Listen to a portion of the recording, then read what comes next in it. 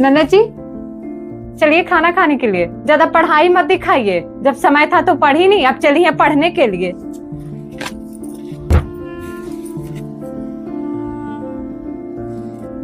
अभी 7 बजे खा लेगी तो पढ़ेगी क्या? 9-10 बजे खाती अपना पढ़ के। भाभी को जल्दबाजी है ना, खा लीजिए खा लीजिए। ऐसा लगता है जैसे मुझे पढ़ते देखना ही नहीं चाहती हैं। अच्छा, आज भर खा लो, फिर बताते हैं उसे।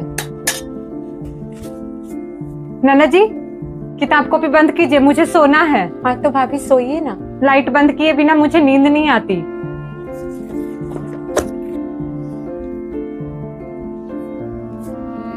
बेटी तुम यहाँ नीचे बैठ के क्यों पढ़ रही हो?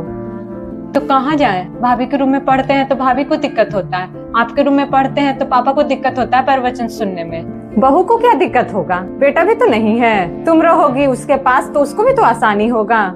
लाइट जला के पढ़ते हैं तो उनकी नींद पूरी नहीं होती है। बहू, बेटी ससुराल से अपनी पढ़ाई पूरी करने आई है तो तुम उसको शांति से पढ़ने क्यों नहीं देती हो? अब कैसी पढ़ाई मम्मी जी? शादी के बाद सास ससुर की सेवा करना ही बहुओं का प्रथम कर्तव्य होता है। से ही तो सीखी हूँ। आप समझाइए ना नन्ना जी को, अपने मार्ग से विचलित हो रही हैं। जैसे आप मुझे समझाकर मेरी पढ़ाई छुड़वा दी।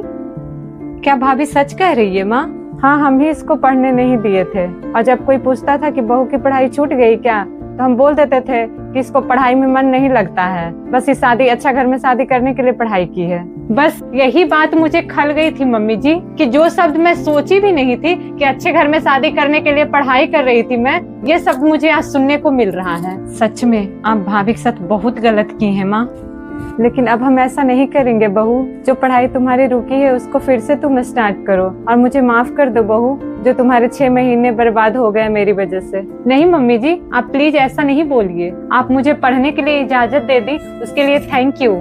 आइए ननद जी, साथ में पढ़ते हैं। हम अभी अपना बुक लेकर के आते हैं।